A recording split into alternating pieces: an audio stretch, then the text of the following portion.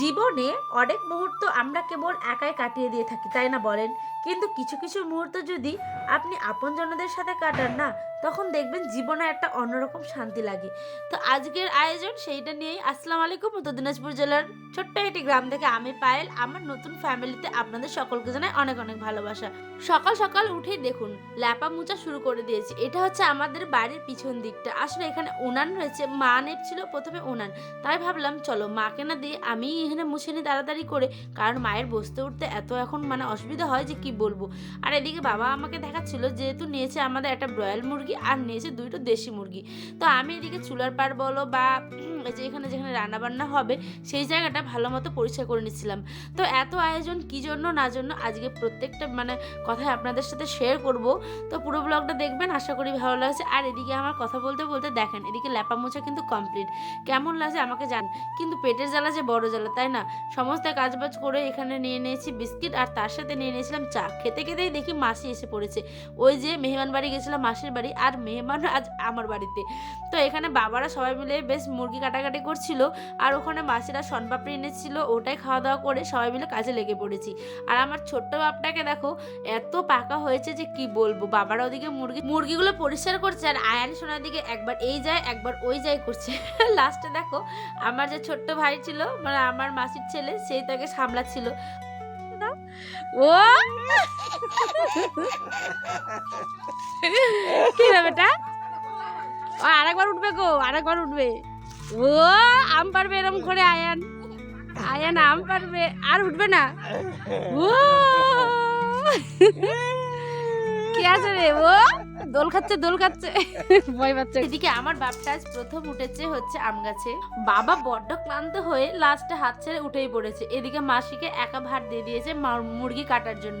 বাবা তার নাতিকে নিয়ে খেলতেই ব্যস্ত, সেই জন্য বাবা ওখানে আম গাছে আয়নকে দিয়ে বসিয়ে দিয়েছিল। বলছে আর পারা যায় না বাবা, চলো। এদিকে সমস্ত মাংসগুলো কমপ্লিট হয়ে গেছে কাটা। তারপরে দেখছি এই মুরগিটা তো থেকেই গেছে। হায় রে হায়, মুরগি পরিষ্কার করতে গিয়ে আজ আমার যা অবস্থা হলো যে কি বলবো। এত এত গরম জলে সমস্ত কিছুই এত পুড়ছিল যে কি বলবো। আর মায়ের দিকে চালগুলো ফটকে নিল। কেন বলছি এবার বলি তোমাদের আসল কথা। সেটা হচ্ছে আজ আল্লাহর কাছে যদি তুমি মন থেকে কোনো কিছু দোয়া করো, সেটা কিন্তু অবশ্যই পূর্ণ হবে, তাই না বলো? সে সমস্ত কিছু উপরে তো একজন দেনেওয়ালা আছেই। তো যাই হোক, ওরই উসল্লায় আজ আমাদের বাড়িতে সিন্নি রান্না হচ্ছিল, যেহেতু আমাদের এখানে হচ্ছে কি একটা উরুস টাইপসের, ওই জন্যই। আর আমরা পীরের মাজারে গিয়ে আজ সিন্নি করলাম। আর সেটা কি উদ্দেশ্যে সেটা নাইবা শেয়ার করলাম। তো যাই হোক, কিছু কিছু মানুষের তো গুরুত্বপূর্ণ কারণ থাকতেই পারে, তাই না বলো? তো তারই উসিলাতে আজকে আমাদের বাড়িতে সেন্নি রান্না হচ্ছে, আর সমস্ত মেহমান আজ আমাদের বাড়িতে।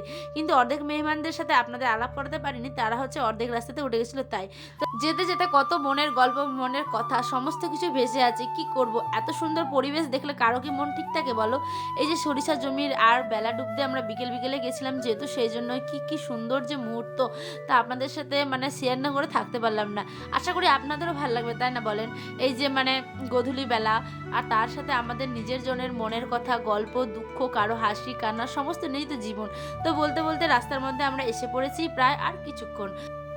বলতে বলতে প্রায় এসেই পড়েছি। মা আমি গাড়ি থেকে নেমে পড়েছি, আর দেখো এত সুন্দর সুন্দর বেলুন বলো, কাঠের জিনিসপত্র, বাচ্চাদের খেলনা থেকে সমস্ত কিছু এসে গো যে কি বলবো।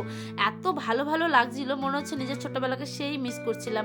আর এখানে সেই পীরের মাজার, সবাই ভালো থেকো সুস্থ থেকো, আমি সবার জন্যই দোয়া করেছি আল্লাহর কাছে। আর দেখো এই যে পীরের মাজার, কাছে গিয়ে তো ক্যামেরা করতে পারবো না, তাই একটু দূর থেকে তোমাদের জন্য ছোট্ট করে একটু ক্লিপ নিয়েছি।